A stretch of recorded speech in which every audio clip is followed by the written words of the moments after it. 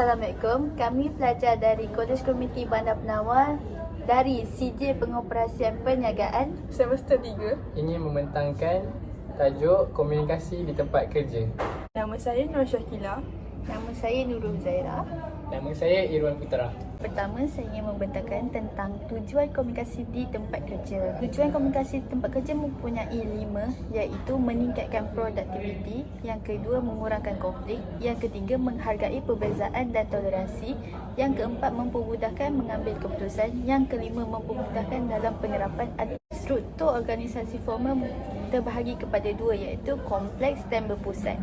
Kompleks bermaksud struktur organisasi apabila diurus lebih daripada 2 orang. Seterusnya mempunyai banyak fungsi sendiri dan struktur pemilikan yang berbeza. Berpusat pula, pihak berkuasa membuat keputusan tertumpu di bahagian atas. Hanya beberapa orang bertanggungjawab terhadap pembuatan dasar dan membuat dasar organisasi. Akhir sekali, tahap pemusat sesebuah organisasi bergantung pada sejauh mana kuasa membuat keputusan yang diedarkan di semua peringkat. Saluran komunikasi formal bagi kepada 3, iaitu yang pertama, komunikasi dari atas ke bawah. Yang kedua, dari bawah ke atas. Yang ketiga, komunikasi horizontal. So, yang pertama, komunikasi dari atas ke bawah ialah aliran maklumat dari peringkat tertinggi ke peringkat bawahan dalam organisasi. Bermaksud penghantar dari majikan memberi arahan kepada penerima, iaitu pekerja. Yang kedua, dari bawah ke atas, maklum balas dari pihak bukan pengurusan, iaitu pekerja, kepada pihak pengurusan. Pekerja menghantar laporan kepada penerima, iaitu majikan. Ketiga, komunikasi horizontal. Bentuk komunikasi kepada orang-orang yang memiliki hierarki yang sama dalam suatu organisasi, iaitu sama taraf lah. Penghantar dan penerima ialah orang yang sama, iaitu pekerja dengan pekerja. Itu saja. Seterusnya saya akan pass slide ni kepada rakan saya, iaitu Syakila. Rangkaian komunikasi formal. Maksud rangkaian komunikasi formal ialah menegak mengikut rantaian kuasa. Dia terbagi kepada 3, iaitu rantai, roda dan semua saluran. Rangkaian komunikasi formal yang pertama adalah rangkaian rantai. Penyampaian maklumat adalah sederhana, ketepatan maklumat yang tinggi, tidak mewujudkan pemimpin. Jadi contohnya, gambar raja ini bermaksud seperti rantai. Dia kan macam bersambung-sambung. Bulat-bulat yang ada dekat dalam gambar raja itu adalah macam orang.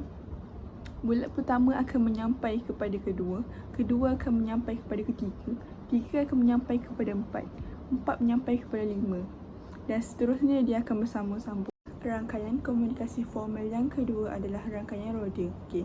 Maksud rangkaian roda iaitu komunikasi lebih cepat dan tepat. Dia mewujudkan seorang pemimpin. Idea dan maklumat kurang diperolehi.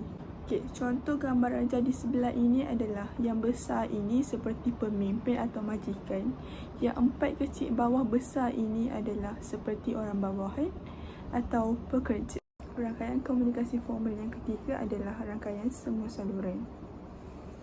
Okey, maksudnya ialah cepat tetapi ketepatan maklumat adalah kurang. Yang kedua, ketiadaan pemimpin menjejaskan penyampaian maklumat. Okey, contoh gambar raja dekat sebelah ini. Pemimpin adalah yang bulat besar itu, yang bawah dia adalah orang bawahan, yang ketiga adalah rakyat. Okey, contohnya dekat sini adalah pemimpin bercakap dengan orang bawahan, dia boleh menyampaikanlah tak kisah pun dari mana. Okay, contoh rakyat kepada pemimpin, pemimpin kepada rakyat. So yang senang cerita yang dekat sini, semua saluran ini adalah tak kisah pun dia boleh disampai kat mana-mana. Yang penting benda itu tepatlah. Seterusnya, kebaikan dan kelemahan struktur organisasi formal. Okay, kebaikan dia, cepat membuat keputusan, kawalan yang lebih mudah, perpaduan sesama pekerja adalah tinggi. Seterusnya, keburukan dia, pemimpin cenderung bersikap autokratik. Yang kedua, kebergantungan kepada pihak atasan sangat tinggi. Yang ketiga, menghadkan peluang pekerja untuk pertumbuhan. Seterusnya, rantaian komunikasi tidak formal, untai tunggal, rantaian gosip, rantaian kebarangkalian, rantaian gugusan. Wujud di mana-mana sahaja. Seterusnya, dengan kabar angin, Bukan sahaja maklumat yang sah dan sukar dikawal, Kit David mengenal pasti kemungkinan jenis rangkaian komunikasi tidak formal. Saya pas slide seterusnya kepada Irfan Idham Syaputra. Seterusnya, rangkaian tidak formal. Rangkaian tidak formal terbagi kepada 4, iaitu serantai, mengumpat atau menggosip, kebarangkalian dan gugusan. Seterusnya, untai tunggal atau sistem serantai bermaksud maklumat mengalir dari seorang ke seorang yang lain. Rangkaian ini dianggap paling tidak tepat. Yang kedua, rantaian gosip sistem mengumpat. Maklumat menarik tetapi tidak berkaitan dengan kerja. Berkesan sekiranya sampai menyampaikan maklumat dengan jujur. Seterusnya, rantaian gugusan atau sistem gugusan juga dikenali sebagai rangkaian kelompok atau kroni. Suatu pola buah mulut yang berkuasa dalam organisasi. Seterusnya, individu penghubung yang akan terpilih yang akan menyampaikan maklumat berkaitan dengan kerja dari kena pada masyarakat. Kebaikan dan kelemahan struktur organisasi tidak formal. Kebaikan yang pertama ialah memberi sokongan kepada organisasi.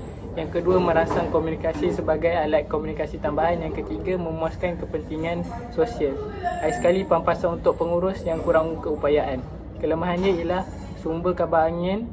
Nombor dua ialah menimbulkan konflik. Ada sekali menggalakkan penentangan terhadap perubahan organisasi.